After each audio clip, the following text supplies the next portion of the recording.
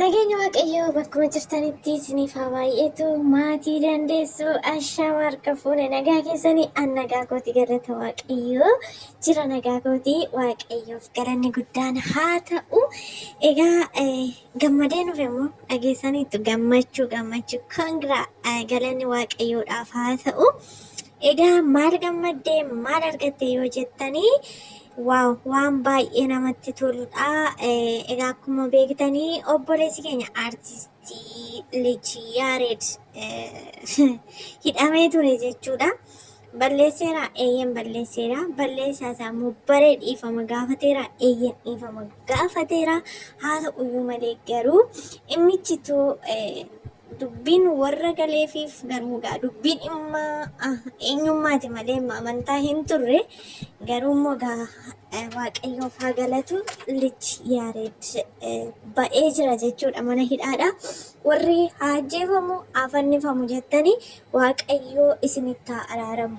Maaliifi ani kutaadhuma wangeela maxaafa keessaa idduma kam sin dubbistanii haa fannifamu haa ajjeefamu jettan anaaf gaaffiidha jechuudha. Kanaaf egaa inni jaallattanis jibbitanis ba'ee jira mana hidhaadhaa jechuudha. Baga nagaan ba'ee baga Waaqayyo nagaadhaan isa baasee jechuun jaalladha. Jireenya keenya keessatti egaa namni kamuu dogongora. Namni dogongorre hin jiru. Nama ta'e jechuudha Waaqayyo qofa kan hin dogongorre.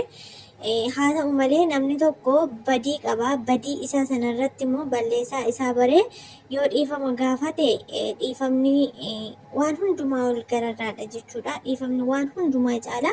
Garuu namni immoo yeroo ammaa kana akka waan inni qofti waa'ee amantaa arrabsaa turetti akka waan inni bakka jira miti akka waan inni qofti amantaa gadi deebisee amantaa arrabsaa ture. Meeqan isaanii waa'ee amantaa kana arrabsanii too dhiifaman gaafatanii kan isaan jiraachaa jiranii garuu egaa waan Oromoo jedhamee namuma yeroo tokko dhugaa dubbachuuf taanaanii baay'ee isaan dubbannu garuu baay'ee tokko namatti tola. Inni guddaan inni hiikamuusaadha nagaadhaan jechuudha. Baay'ee namatti tola galanni Waaqayyoodhaaf haa ta'u. Waan baay'ee sargineerra egaa namni balleessee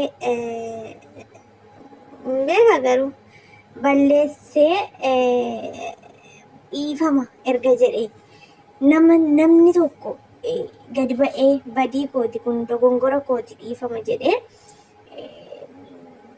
beekanii bakka kamitti akka diina keessan jaalladhaadha malee sagalee Waaqayyoo miidhaa deebisaatii hin jedhu. Kanas ta'ee sana nama ba'eetoo jira. Baga gammaddanii warri sagalee ta'aafii turtan warri waa'ee isaatiif dubbachaa turtan akkuma kana immoo itoo dhimmichi isiniin galiin dhuguma akka jarri harka waliin dhahan dhimma Oromoo seetanii dhimma amantaa seetanii eenyummaa keessan dagattanii lafa dhiitaa turtanii dhugaa isiniin jechuun hiikamee jiran hin gammadiinaa jechuudha. Yookaan immoo nama tokkoyyuu hin ta'u jechuudha. Homaa tokkittiyyuu hin ta'u.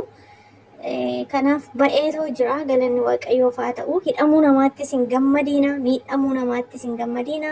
Warri miidhamuu namaatti gammaddan faayidaa hin qabu. Miidhamuun namaa gaafa nu gammachiise nuti waan irraati argannu tokkollee hin qabna jechuudha. Nama tokko dogongora isaa irratti gorsanii deebisuudha malee gammaduun numaaf miidhaa qaba jechuudha. Garuu kufaatee obboleessa keetti hin gammadiin jedha sagalee Waaqayyoo. Miidhamuusaa sana Waaqayyo yoo arge akka sitti gaddu dubbata.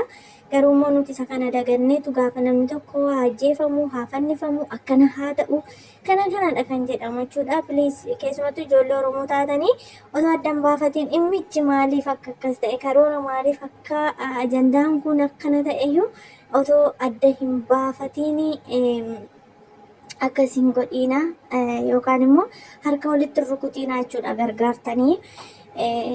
Maaliif dhugaadhaan eenyumtuu amantaa nama kamiyyuu nan kabaja.